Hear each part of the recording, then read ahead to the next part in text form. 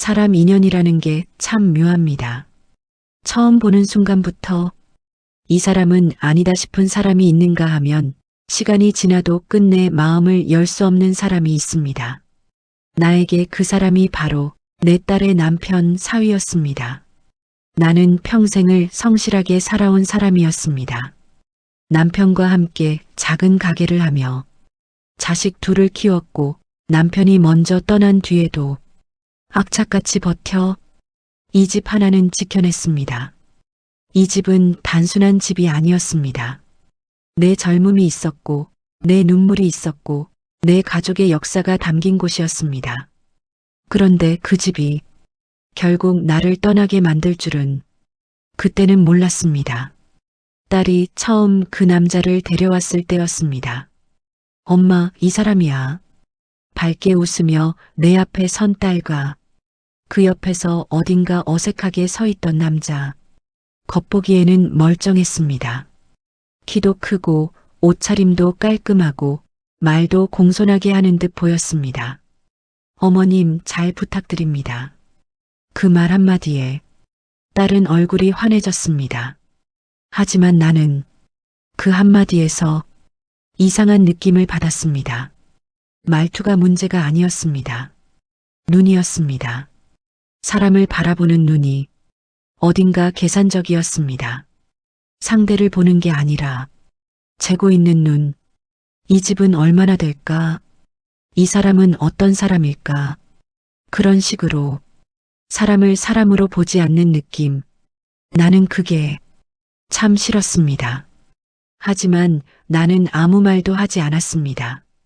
딸이 좋다는데 내가 반대한다고 그 인연이 끊어질 리 없다는 걸 너무 잘 알고 있었기 때문입니다. 결국 결혼은 진행됐습니다. 그리고 그날부터 내 마음속 불안은 조금씩 현실이 되어갔습니다. 처음에는 작은 것들이었습니다. 어머님, 요즘 집값 많이 올랐죠? 식사 자리에서 아무렇지 않게 던지는 말. 이 동네 재개발 얘기도 있다던데요? 그 말에 나는 숟가락을 잠시 내려놓았습니다.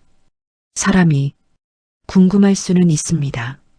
하지만 이 집에 처음 온 날부터 집값 이야기를 꺼내는 사람은 나는 처음이었습니다.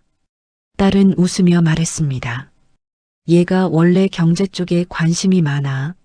나는 그 말을 듣고도 웃지 못했습니다.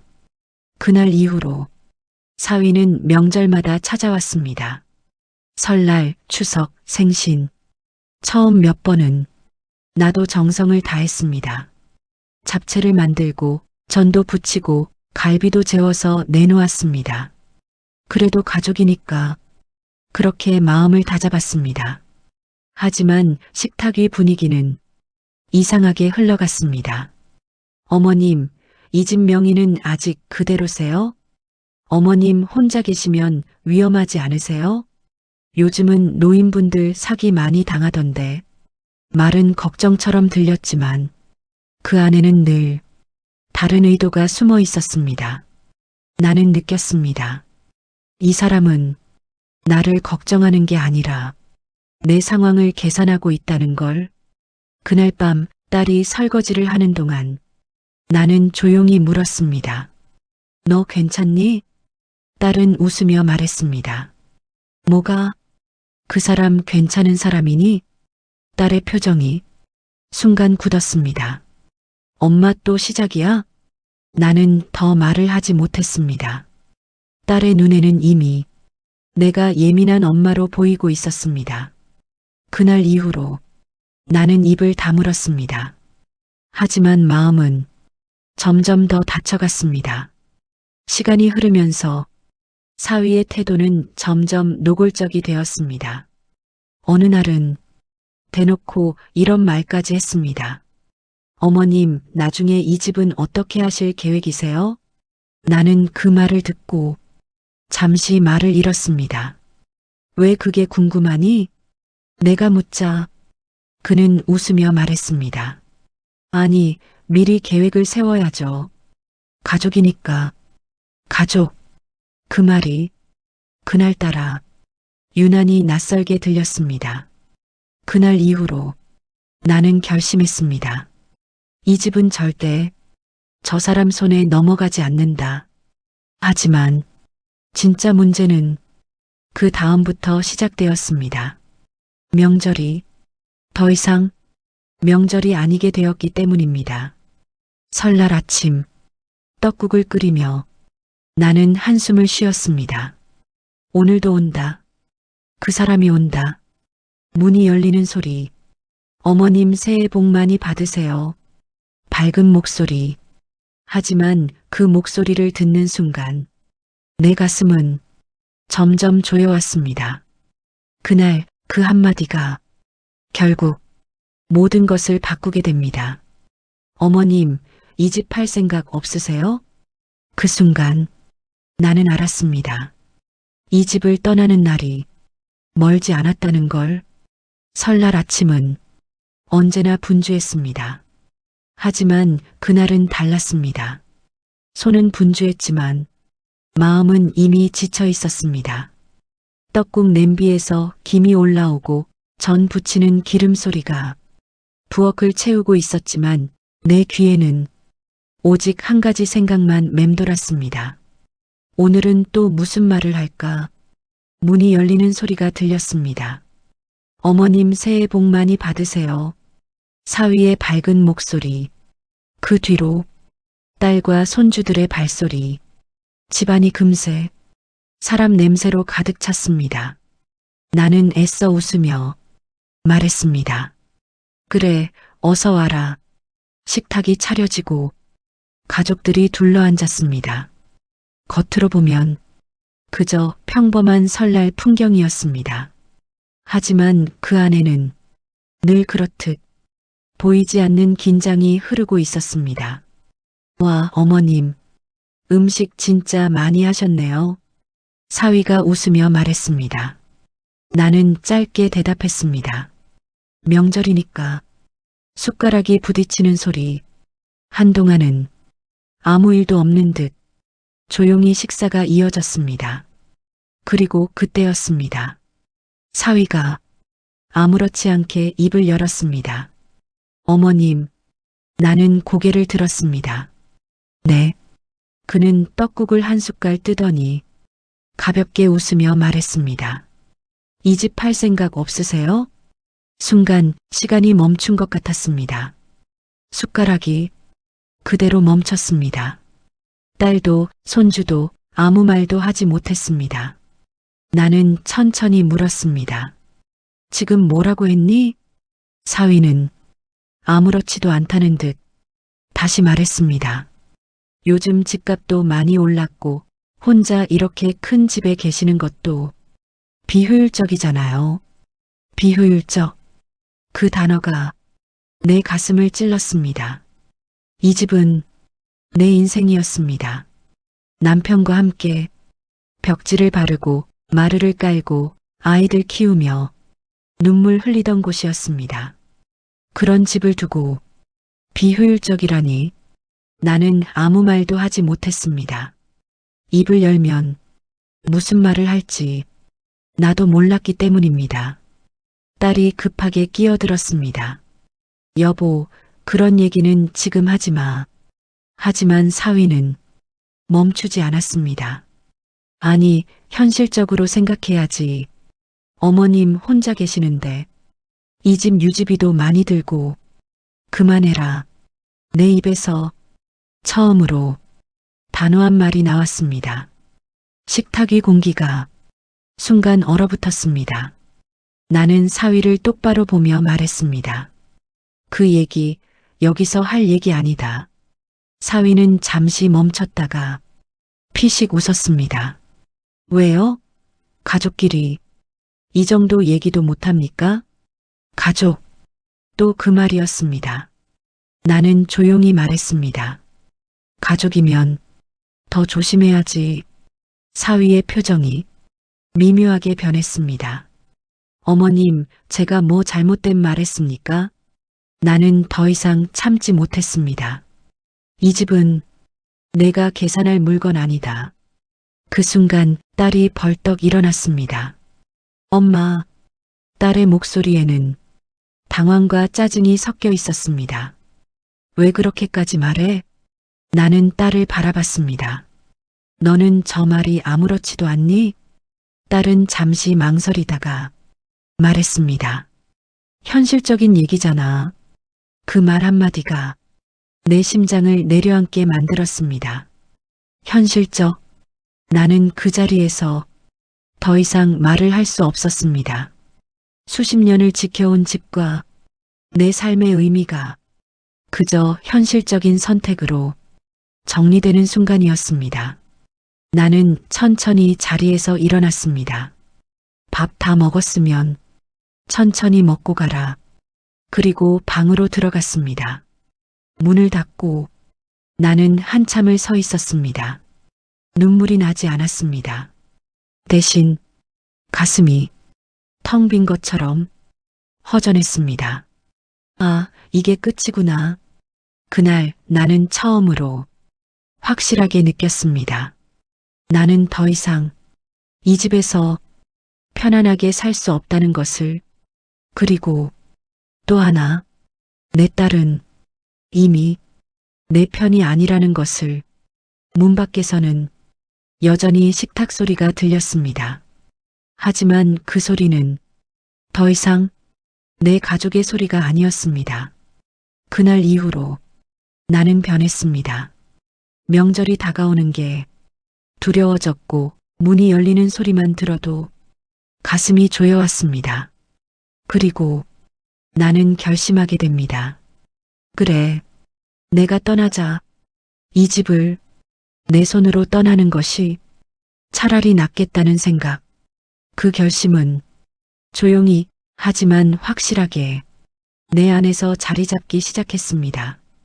사람이 변하는 데는 그리 오랜 시간이 필요하지 않습니다. 하지만 그 변화를 인정하는 데에는 오랜 시간이 걸립니다. 나는 딸이 변했다는 사실을 알고 있었습니다. 그저 인정하고 싶지 않았을 뿐입니다. 그날 이후로 집은 다시 조용해졌습니다. 설날이 끝나고 사람들이 떠난 뒤 남겨진 것은 정리되지 않은 식탁과 식어버린 음식, 그리고 텅 빈 공기였습니다. 나는 한참을 그 자리에 앉아 있었습니다. 이 집을 팔라고? 그 말이 계속 머릿속을 맴돌았습니다.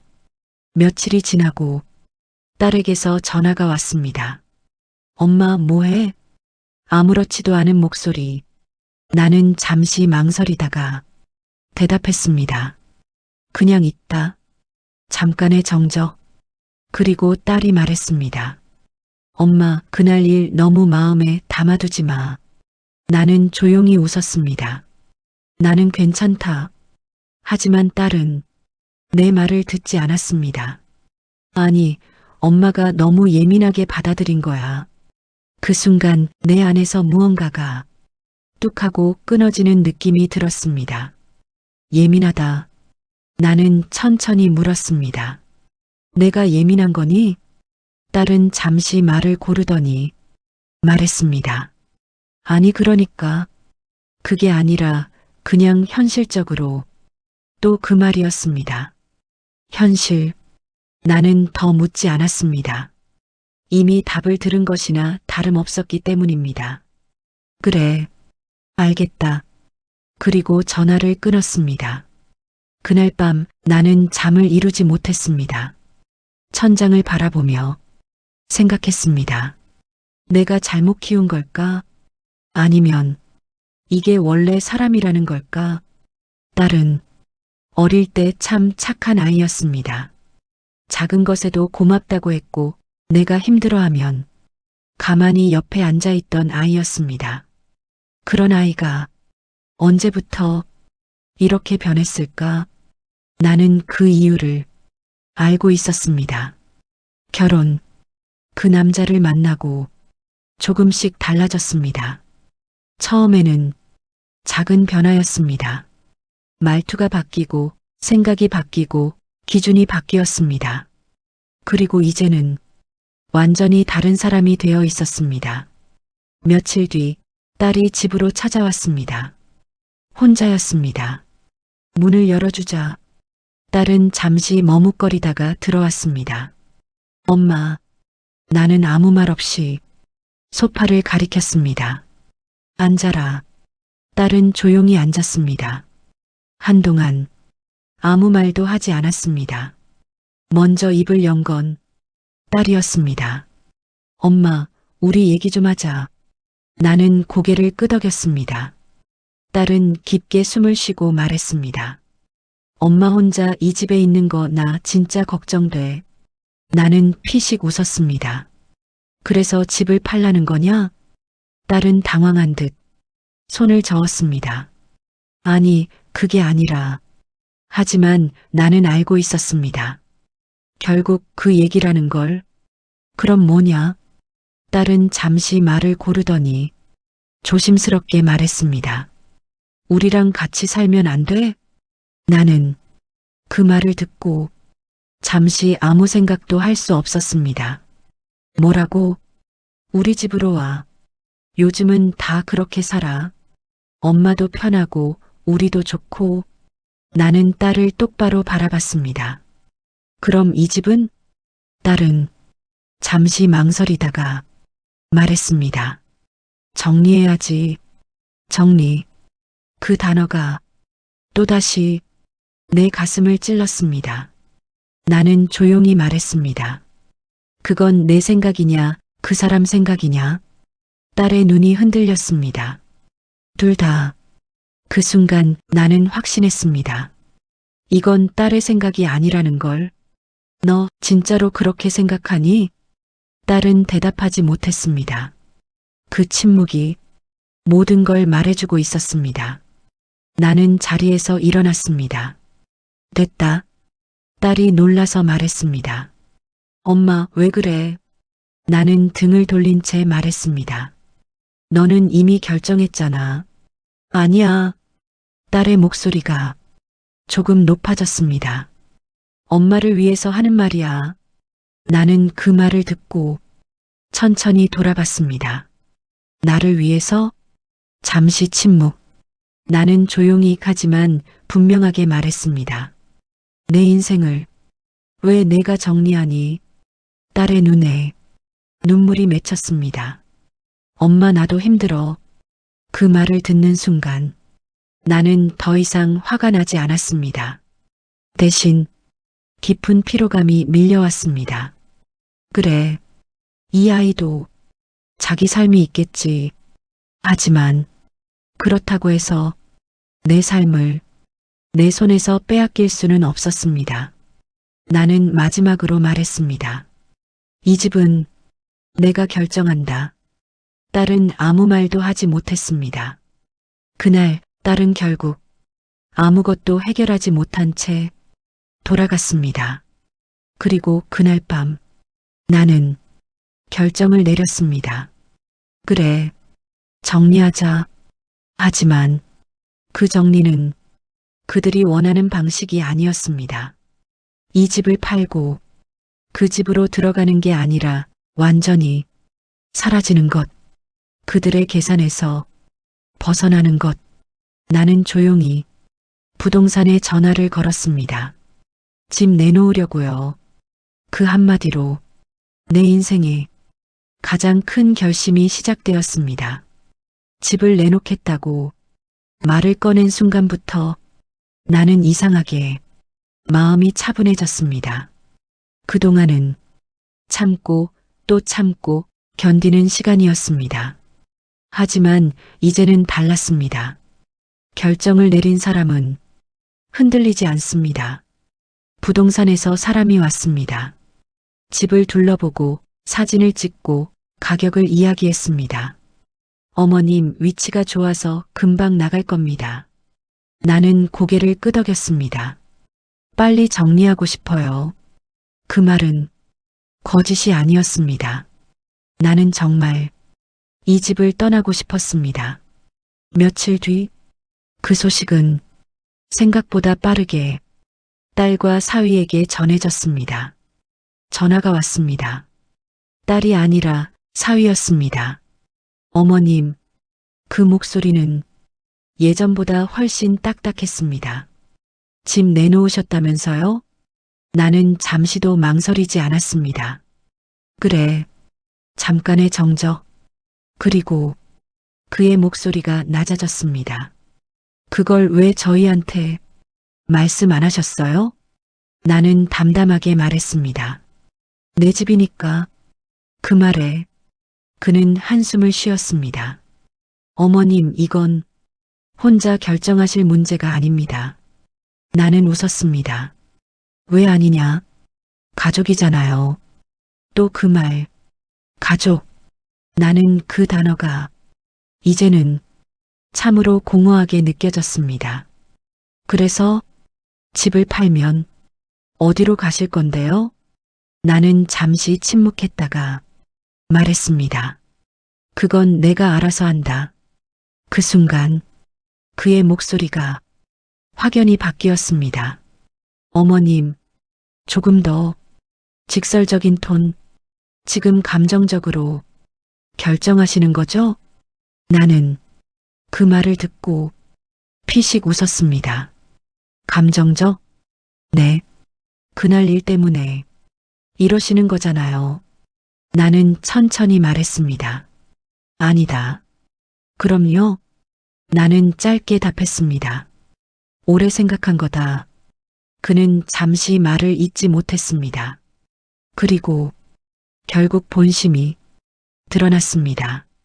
어머님, 솔직히 말씀드릴게요. 나는 아무 말 없이 기다렸습니다.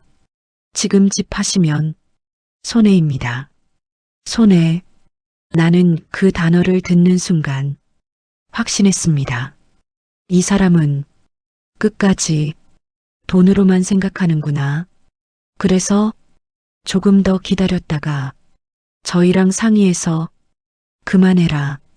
나는 그의 말을 끊었습니다. 그 집 내 거 아니다. 순간 전화기 너머로 숨이 멎는 듯한 정적이 흘렀습니다. 그리고 그는 낮게 말했습니다. 그렇게까지 말씀하셔야 합니까? 나는 조용히 대답했습니다. 그렇게까지 생각하니까 이렇게 말하는 거다. 그는 더 이상 부드럽지 않았습니다. 어머님, 저희도 계획이 있습니다.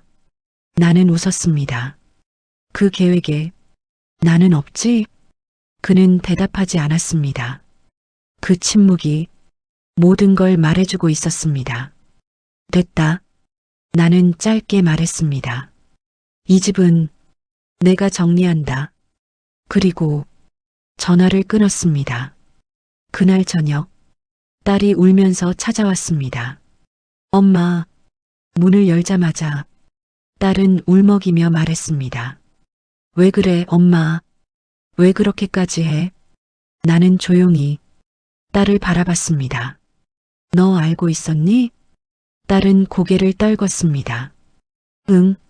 나는 고개를 끄덕였습니다. 그래. 딸이 눈물을 흘리며 말했습니다. 엄마, 왜 우리랑 상의도 안 하고? 나는 말을 끊었습니다. 너희는 나랑 상의했니? 딸은 말을 잃었습니다. 내 집을 정리하라고 할 때 나한테 물어봤냐? 딸의 눈물이 더 크게 떨어졌습니다. 그건 엄마를 위해서. 나는 조용히 말했습니다. 아니다. 딸이 고개를 들었습니다. 그건 너희를 위해서다.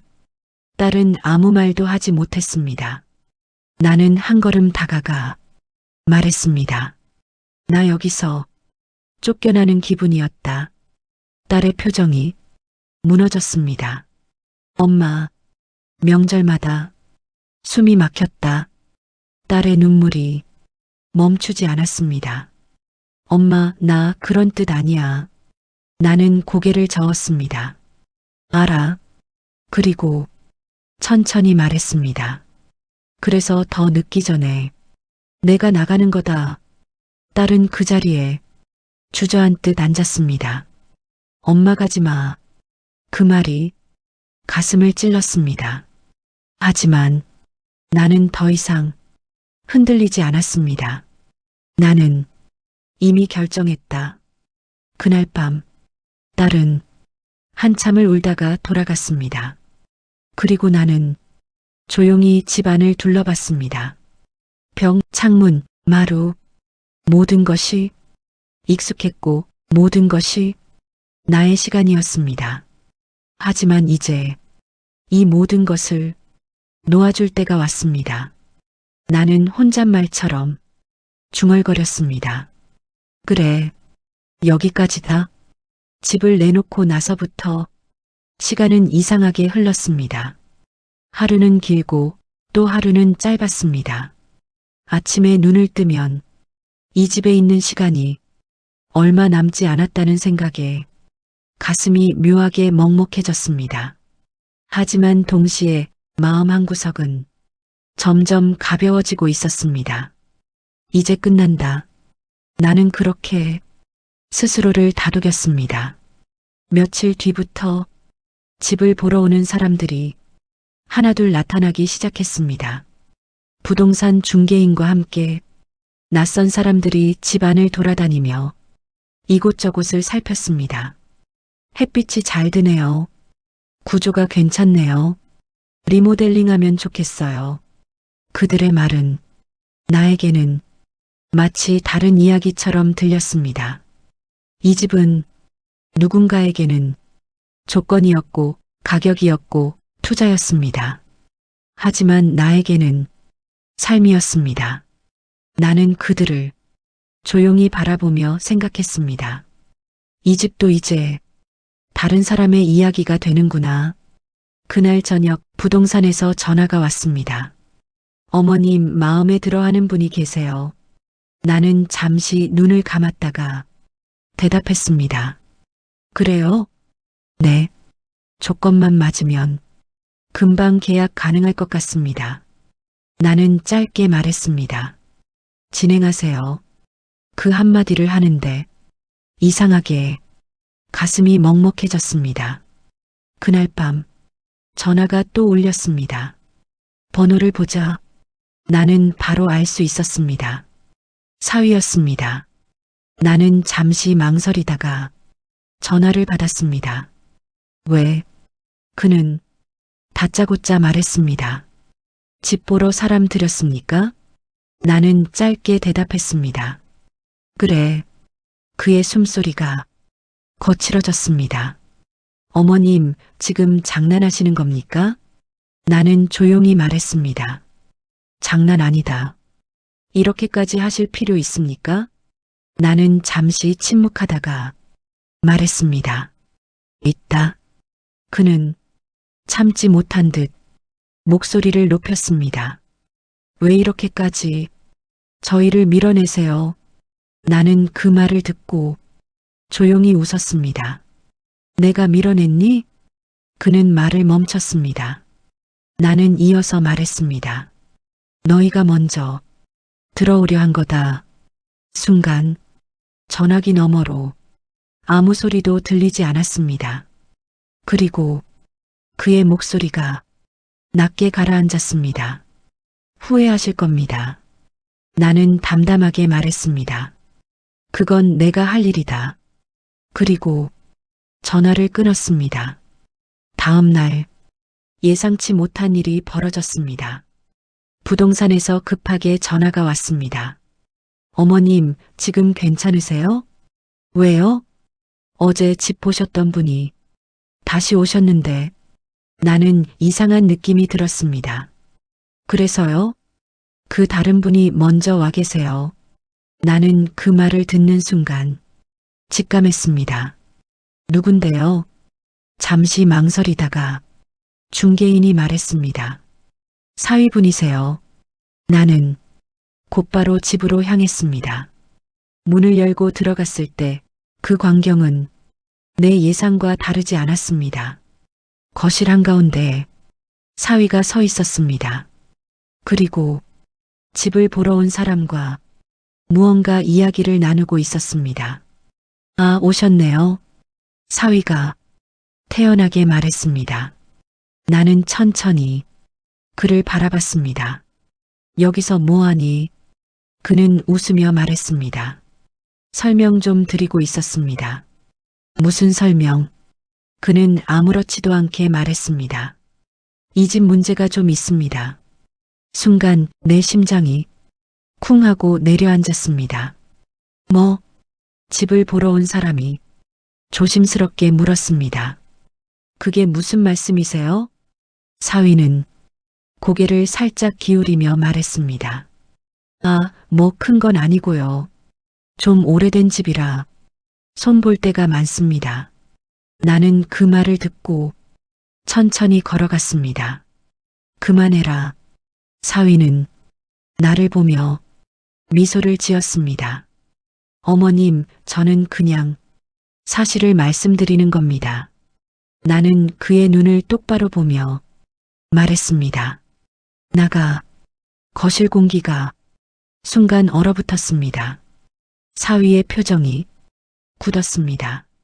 지금 저한테 나가라고 하신 겁니까? 나는 한치의 흔들림 없이 말했습니다. 그래, 여기 제 처가입니다.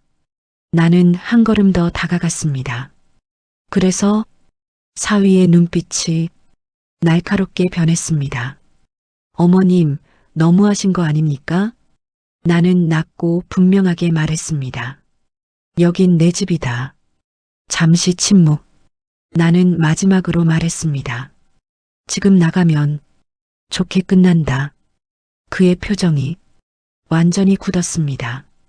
그리고 그는 결국 고개를 끄덕였습니다. 알겠습니다. 하지만 그가 돌아서며 남긴 말은 결코 가볍지 않았습니다. 끝까지 가보죠. 문이 닫히는 소리. 나는 그 자리에 한동안 서 있었습니다. 이건 단순한 갈등이 아니었습니다. 이제는 싸움이었습니다.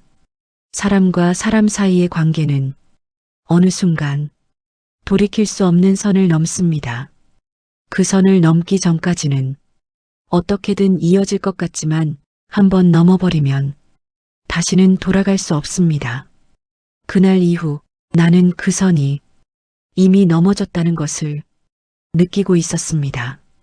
사위는 더 이상 숨기지 않았고 나는 더 이상 참지 않았습니다. 며칠 뒤 부동산에서 다시 연락이 왔습니다. 어머님, 계약 진행하시겠어요? 나는 짧게 대답했습니다. 네, 하겠습니다. 이번 주 안으로 계약서 작성 가능하십니다. 나는 전화를 끊고 한참을 앉아 있었습니다. 이 집에서의 마지막 시간이 정해진 순간이었습니다. 그날 저녁 딸에게서 전화가 왔습니다. 나는 받지 않았습니다. 한 번, 두 번, 세 번 전화는 계속 울렸습니다. 결국 나는 전화를 받았습니다. 왜? 딸의 목소리는 이미 울음으로 젖어 있었습니다. 엄마 제발 계약하지 마. 나는 눈을 감았습니다. 올게 왔다는 생각이 들었습니다. 이미 결정했다. 엄마, 나 진짜 힘들어. 나는 조용히 말했습니다. 나도 힘들었다. 잠시 정적. 그리고 딸이 떨리는 목소리로 말했습니다. 엄마, 그 사람 요즘 이상해. 나는 아무 말도 하지 않았습니다. 집 때문에 계속 화내고 나한테도 소리 지르고 그 말을 듣는 순간 가슴 한쪽이 아프게 내려앉았습니다. 하지만 나는 흔들리지 않았습니다.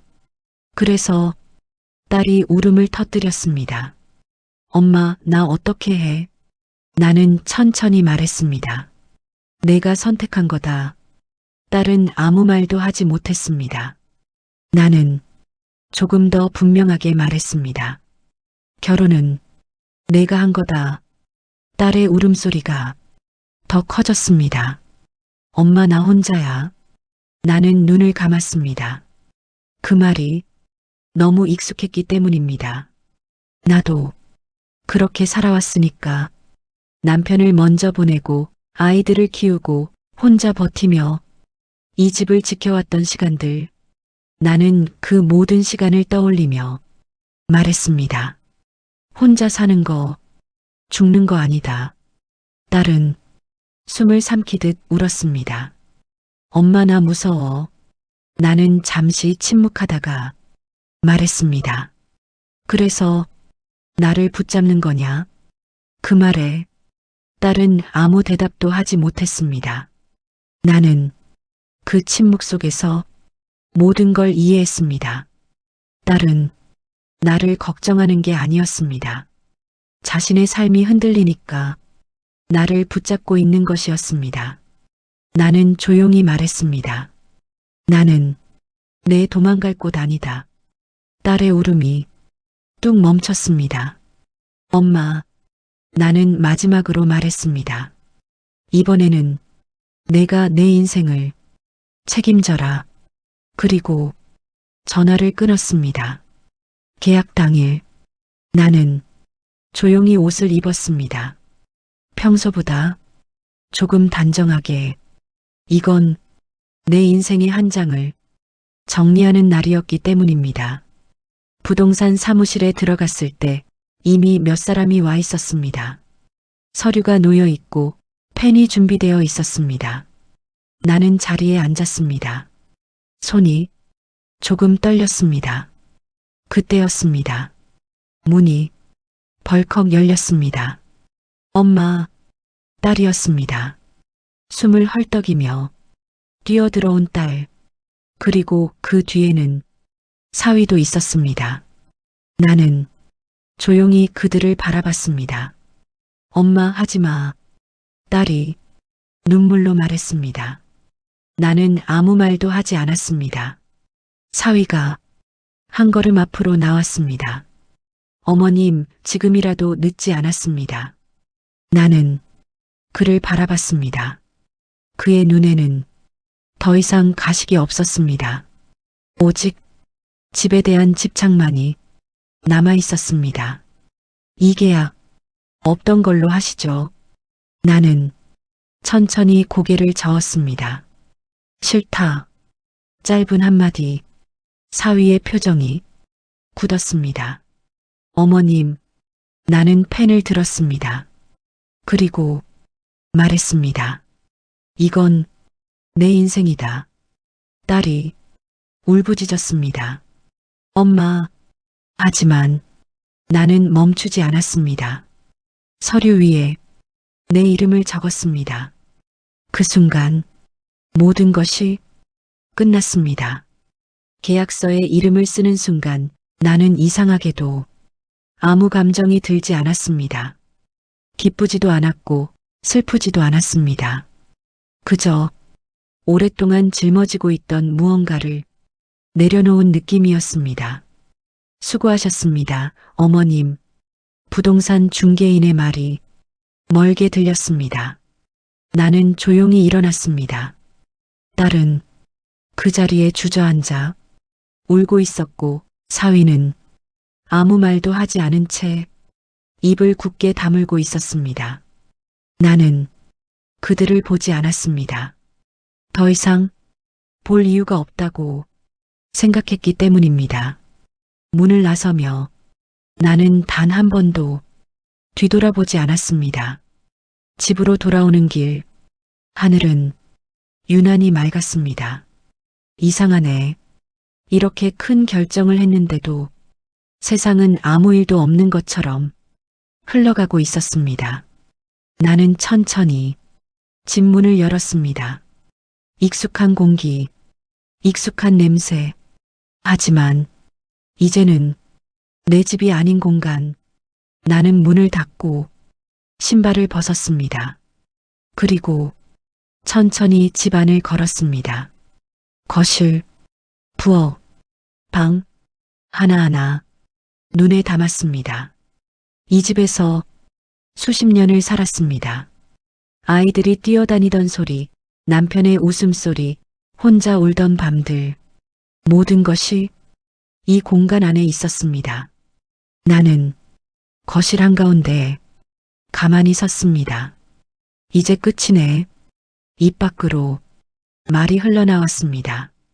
그 순간 참고 있던 감정이 조용히 올라왔습니다. 눈물이 천천히 흐르기 시작했습니다. 소리 없이 그저 조용히 나는 소파에 앉아 한참을 울었습니다. 누구에게도 보여주지 않았던 진짜 마음이 그제야 흘러나왔습니다. 그날 밤 나는 짐을 싸지 않았습니다. 아직은 정리하고 싶지 않았습니다. 대신 그대로 하룻밤을 보내기로 했습니다. 마지막 밤 나는 불을 끄지 않고 거실에 앉아 있었습니다. 벽에 걸린 시계 소리가 유난히 크게 들렸습니다. 째깍째깍 시간이 흐르고 있다는 소리. 나는 천천히 벽을 바라봤습니다. 아이들의 키를 재며 표시해둔 자국들이 아직도 남아 있었습니다. 여기까지 컸었지. 손으로 그 자국을 쓰다듬었습니다. 그 작은 선 하나하나가 내 인생이었습니다. 그때였습니다. 띵동.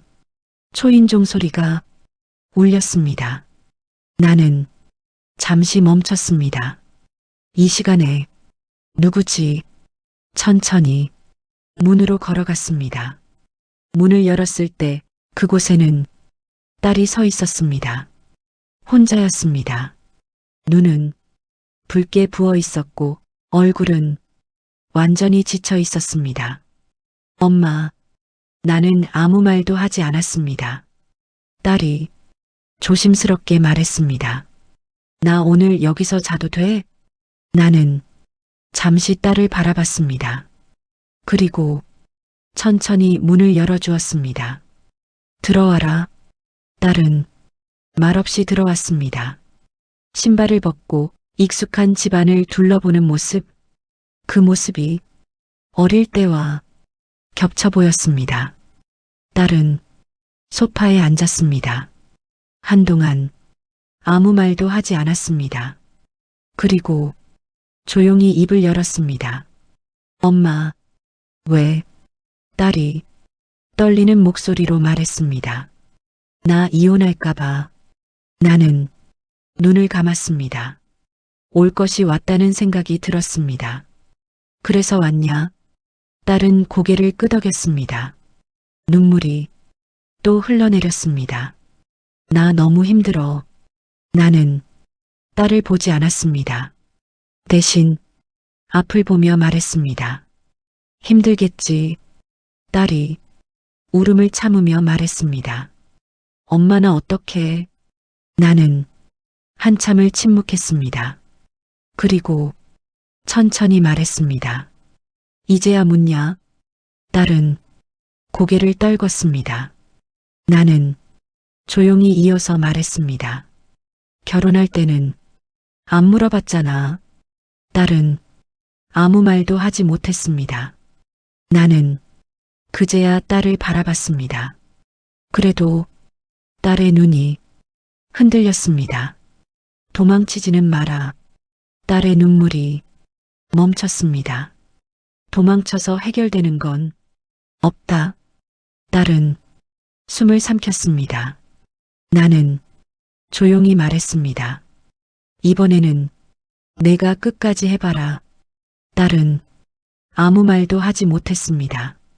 그날 밤 딸은 내 집, 아니, 이제는 남의 집이 될 곳에서 조용히 울다가 잠이 들었습니다. 나는 그 모습을 멀리서 바라봤습니다. 그리고 생각했습니다. 이 아이도 이제 시작이구나. 그 밤이 지나면 나는 이 집을 떠납니다.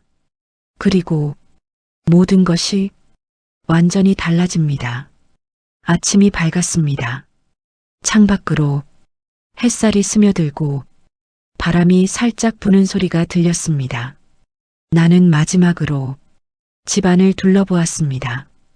거실, 부엌, 방마다 남아있는 기억들, 아이들이 뛰던 소리, 남편의 웃음, 그 모든 흔적이 여전히 벽과 마루에 남아 있었습니다. 나는 조용히 짐을 챙기기 시작했습니다. 짐은 많지 않았습니다. 책 몇 권, 옷가지, 그리고 사진 몇 장. 이 집을 떠나면서 나는 과거의 나와도 딸과 사위의 세계와도 거리를 두기로 했습니다. 딸은 소파에서 일어나 조용히 나를 도왔습니다. 엄마, 진짜로 가시는 거예요? 나는 고개를 끄덕였습니다. 그래. 이제 나도 나만의 시간을 가져야겠다. 딸은 눈물을 삼키며 조용히 말했습니다. 엄마 힘내세요. 나는 딸의 머리를 쓰다듬으며 작게 말했습니다. 너도 잘해라. 끝까지 내 삶을 책임져라. 딸은 조용히 고개를 끄덕였습니다. 그리고 우리는 현관문으로 향했습니다. 마지막으로 문을 열고 뒤돌아보았습니다. 집안은 아직도 익숙했고 아직도 따뜻했습니다. 하지만 이제 이곳은 내 집이 아니었습니다. 나는 천천히 문을 닫았습니다. 바깥 공기가 유난히 상쾌하게 느껴졌습니다. 걸음을 옮기며 나는 생각했습니다. 지금까지 버텼구나. 그리고 이제 시작이구나. 택시를 타고 새로운 집으로 향하는 길, 차창 밖으로 스쳐가는 풍경이 새롭게 보였습니다. 내 마음도 새로운 빛을 받는 듯 했습니다. 새로운 집은 작았지만 마음이 편했습니다. 문을 열고 들어가자 조용한 공기가 나를 맞이했습니다. 나는 짐을 내려놓고 잠시 멈췄습니다. 이곳에서 나의 시간을 시작하자. 그날 밤 나는 창밖을 바라보며 조용히 혼잣말을 했습니다. 이제 누구에게도 휘둘리지 않고 내 삶을 살겠다. 집은 떠났지만 내 삶은 여전히 내 손 안에 있었습니다. 그리고 마음 한켠에서 조용히 미소가 피어올랐습니다.